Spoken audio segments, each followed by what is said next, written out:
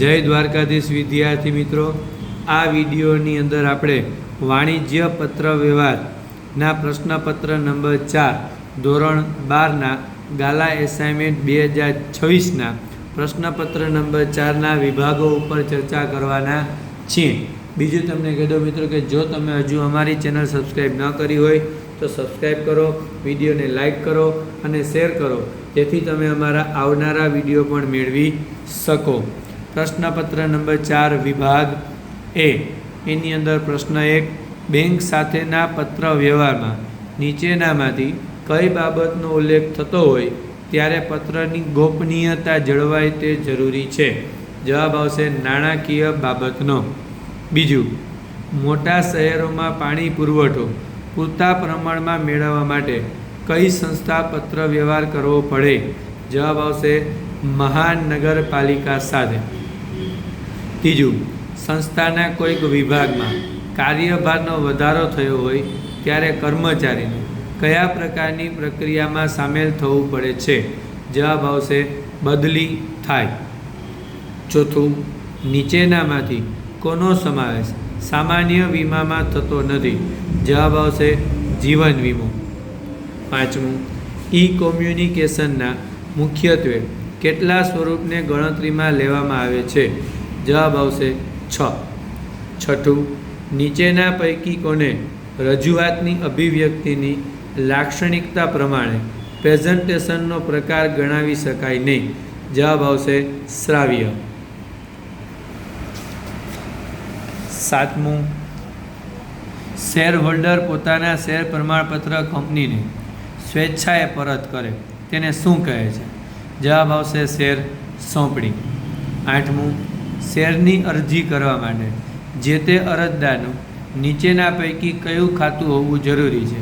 જવાબ આવશે ડીમેટ ખાતું. નવમું, કંપનીના શેર ફેરબદલી અંગેના નિયમો ક્યાં દર્શાવેલા હોય છે? જવાબ આવશે નિયમન પત્રમાં. 10મું, ફરજિયાત ફેરબદલીમાં ખાલી જગ્યા સ્ટેમ્પ ડ્યુટી ભરવાની જરૂર નથી. 11મું, ડિબેન્ચર ધારકોના વિશાળ સમુદાયનું પ્રતિનિધિત્વ કોણ કરે છે? જવાબ આવશે ડિબેન્ચર ટ્રસ્ટી. 12મું, ડિબેન્ચર ઉપર કયા દરે વ્યાજ ચૂકવવામાં આવે છે? જવાબ આવશે નિશ્ચિત દરે. 13મું, સ્વેટ ઇક્વિટી શેર ધારણ કરનારને ખાલી જગ્યા જવાબ આવશે સભ્યપદ મળે છે. 14મું, હિન્દુ અવિભક્ત કુટુંબમાં માત્ર કોળ કંપનીનું સભ્યપદ પ્રાપ્ત કરી શકે છે? જવાબ આવશે કુટુંબનો કર્તા. 15, સંચાલક પોતાના કેટલા ઓળખ ક્રમાંક મેળવી શકે છે? જવાબ આવશે 1. 16, પૂર્ણ સમયના મેનેજિંગ ડિરેક્ટરને કેટલું મહેનતાણું ચૂકવી શકાય? જવાબ આવશે ચોખ્ખા નફાના 5%.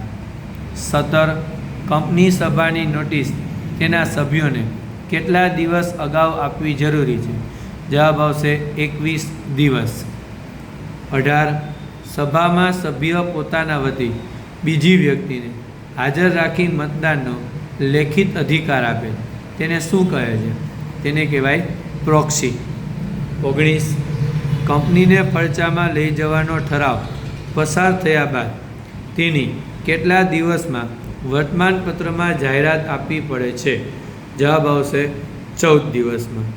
20, નોંધણીનું પ્રમાણપત્ર મળ્યા બાદ કંપની કેટલા વર્ષમાં ધંધો શરૂ ન કરે તો અદાલત ફરજાનો હુકમ કરી શકે છે? જવાબ આવશે 1 વર્ષમાં. આ ચર્ચા કરી મિત્રો આપણે વિભાગ એના જવાબ ઉપર. હવે આપણે ચર્ચા કરીશું વિભાગ બીના જવાબ ઉપર.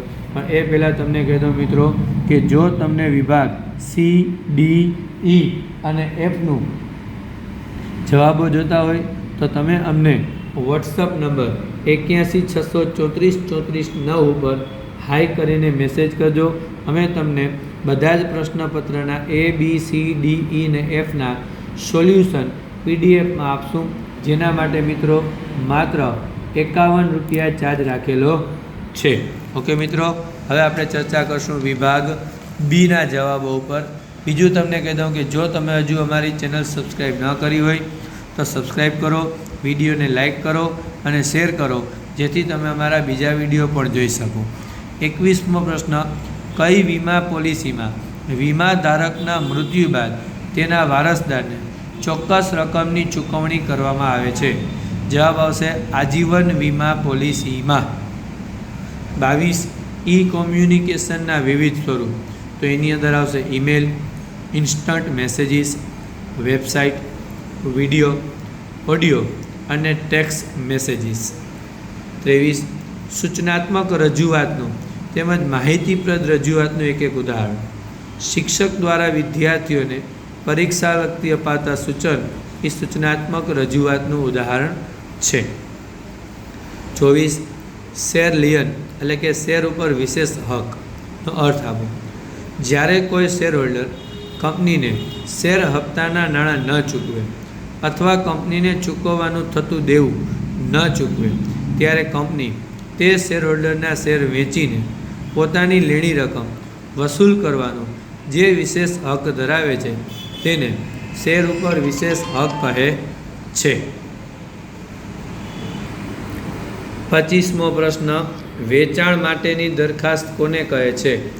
તો કંપની ધારા અનુસાર સંચાલક મંડળની પરવાનગી લઈને શેર હોલ્ડર પોતાની પાસેના વધારાના શેર જાહેર જનતાને આપી કે વેચી શકે છે, જેને વેચાણ માટેની દરખાસ્ત કહે છે.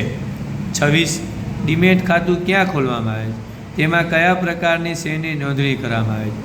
તો જવાબ આવશે ડિપોઝિટરી પાર્ટિસિપેન્ટ પાસે ડીમેટ ખાતું ખોલાવવામાં આવે છે અને એમાં અમૂર્ત પ્રકારના શેરની નોંધણી કરવામાં આવે છે. 27, ડિબેન્ચર એટલે શું? તે કયા પ્રકારની કંપની કયા હેતુથી બહાર પાડે? તો જોઈન્ટ સ્ટોક કંપની જાહેર જનતા પાસેથી જે રકમ ઉછીની મેળવે તેના દરેક ભાગને ડિબેન્ચર કહે છે. કંપનીના અસ્તિત્વ માટે કયા બે તત્વો અગત્યના છે? એક માલિકી અને બીજું આવશે સંચાલન. 29, કાર્યસૂચિનો અર્થ. તો કંપનીની સભામાં જે કાર્યો કરવાના હોય તે કાર્યોની યાદી એને કહેવાય કાર્યસૂચિ. 30, તપાસ સમિતિની નિમણૂક શા માટે કરવામાં આવે છે? તો લિક્વિડેટરની કાર્યવાહી ઉપર દેખરેખ રાખવા માટે લેણદાર તેમની સભામાં તપાસ સમિતિની નિમણૂક કરે છે. ઓકે મિત્રો, આ ચર્ચા કરી આપણે વાણિજ્ય વ્યવસ્થા સેક્રેટરીયલ પ્રેક્ટિસના પ્રશ્નપત્ર નંબર 4ના વિભાગ એ અને બીના જવાબ ઉપર. આ ઉપરાંત તમારે સી, ડી, ઈ અને એફના જવાબો જોતા હોય તો તમે અમને વોટ્સઅપની અંદર 8160343439 હાઈ કરીને મેસેજ કરો. અમે તમને એની PDF આપશું, જેના માટે ₹51 ચાર્જ રાખેલો છે. ઓકે મિત્રો, જય દ્વારકાધીશ.